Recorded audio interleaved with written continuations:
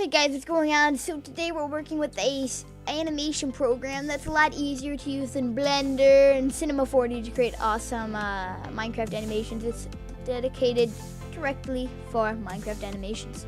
So here we have a new animation here, and you can create new animation up here, open animation, save animation as, export a screenshot, export as movie, export as a screenshot, open project folder, and then import animation. Basically, the import animation is you can combine two animations together, create one animation. So obviously, the first thing that you want to do is create a character. So the first thing that you want to do is click you see this tab thing over here. You click add and click character. I have Steve over here, but I don't want Steve. I want my actual skin. So I come down here to skin, click browse, and get my business pig. I do recommend you name everything, so we're going to call this Pig Guy. Not Pig Guy. So, yeah, this is Pig Guy here. So we can make him walk in. So, wait, actually, the first thing I'll show you guys is how to make him walk. Actually, no, I'll show you guys how to add other things too. So here, we're going to add items, blocks, special blocks, light, and scenery. I'll get that maybe into like a different tutorial, or if you have time, I can do this. So here we have Mr. Pig. So I'll try to explain keyframes as best as I can, but I'm not too good at explaining keyframes because they're kind of hard. But the first thing I'll show you is this little keyframe menu that opens up. So when you click your first keyframe down here, all you have to do is click on the timeline and it automatically creates a keyframe for you. And here, what you have is it will just show up like this. What you want to open is open up position and rotation. That way, so you have the option to move your character around. And up here, you see you have this highlighted character. You can click on any part of his body, like so, or click out to highlight all of them. So basically, what happens if you highlight all of them? Well, you can move his whole body around. If you only highlight his head, only move his head like that. Okay, so we're gonna hit that way. And yep, it's resetting you. So what we're gonna do is we're just gonna show you how to make him walk in. We're gonna reset his whole body right down. Set his body down. So what you can do is you can use this little grid here and move him just like that, inside like that, and move him anywhere you want. Or you can use these arrows to move him, so even no matter if you push your back, it won't move and it will just move to the side, left or right. Or here we have the rotation, and you see you can rotate him a bunch, rotate him that way, such like that, and then you right click to set back to 0. Or you can use the rotations on the screen, like that. Okay, now to get to animated. So the keyframe here, what you want to do is after you click your first keyframe, then you want to go to another keyframe. As they get higher, the slower your character moves when he does the action you want him to do. So we're going to set our second keyframe here to 45. Now, how keyframe works is so nothing will happen. This keyframe will just kind of be this here, and what will happen is if you select this keyframe and move him like that. So now, from this keyframe to this keyframe, you want him to move to this spot. So right now, he will only glide across like so. Unless you're making like an exorcism Minecraft, that's not what you want. You just want you want him to walk nicely. Well, this program actually does make it very easy to make a Minecraft character walk because it makes it for you. And what I mean by that is if you click on your first keyframe here, you can actually click right and click create walking animation to next keyframe. So since I don't have that far to walk, it's going to walk very slow. But I see the legs are bending. It's a very nice walk, so it's very nice how it does that for you. I'm just going to show you that, and I will show you now how you can also see the legs are bending and the arms are bending, and I'll show you how to do that right now. So we're going to delete all this and have our first keyframe here again. So only the left arm, right arm, left leg, and right leg right now. You can only bend them, and it will actually bring up this little. It will bring up a tab once you get it. So you can see the leg bending over here. It's like make his leg break like wow. But yeah. So you can also do that with the arms. I'll just show you really quick. So he's lifting. It's doing pretty good. Okay. So now what we will do is we will make him wave. So as you see here, we have our character here. And what we're going to do is we're going to create our first keyframe at 10. And what we want him to do is you want to click his right arm here, and you want to make him, oh yeah, you know, it's probably better just to use this over here because it's quicker. And what we want him to do is we want him to put up his hand like he's about to wave. So now from this keyframe, like so, it will make it look like he's about to wave. So at 20, what we want to do is we want to take this and wave like that, and then back. So let's see how that looks right now. Play this. And for some reason, it didn't exactly work. So we're going to try this again. We're going to do that.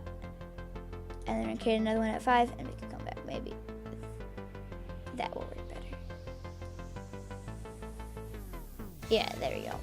So it's better just to make one movement than two in one keyframe. So if we want, we can make this.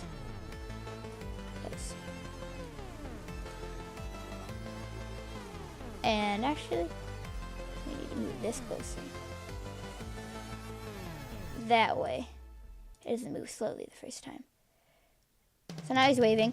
And an easy way to do it is left click, like you're about to highlight something, which you are about to highlight something, and highlight these two, hold control, and you can actually drag these, and drag them again, and drag them again. And that way, now you have copied the animation, so it makes it a lot easier for him to wave, like, hello. That way I don't have to keep making my keyframe over and over and over again. Unless you want to make it more natural looking, you can make him kind of, you know, do different stuff, kind of maybe like his arm bends a little bit. But since it kind of looks robotic now, but we won't get that deep in information, or whatever you want to call it, today. So really quick here, we'll just get into parenting objects to other objects. And what I mean by that is, let me just show you really quick. So what we want to do is we're going to add an item, and we're going to add a diamond sword. So we're just going to add a keyframe here at diamond sword, and we're going to name it. I'm just going to write it quick. Diamond sword. Okay, so here we have my diamond sword, and we're just going to create a keyframe very quick for it, so we can move it around and everything like that. Put it up, twist it around,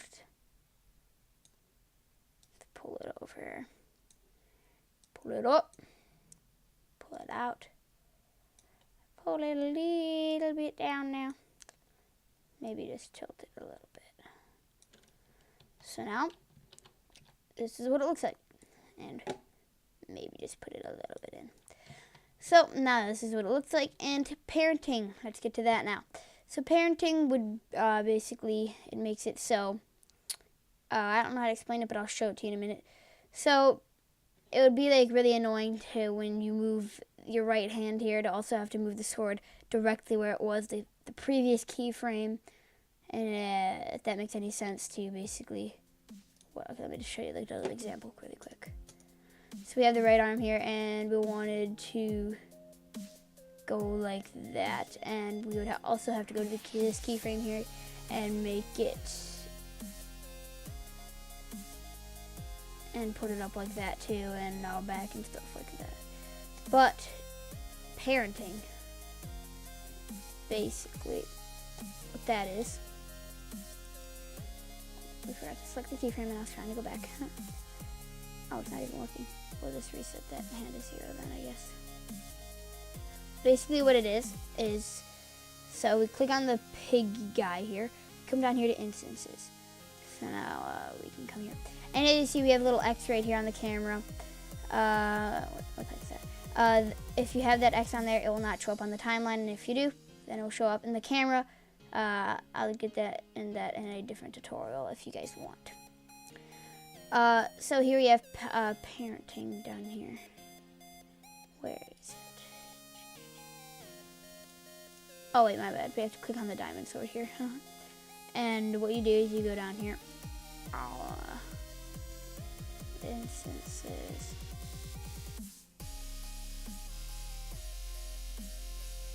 Where did it go? Yeah, it's not background, is it?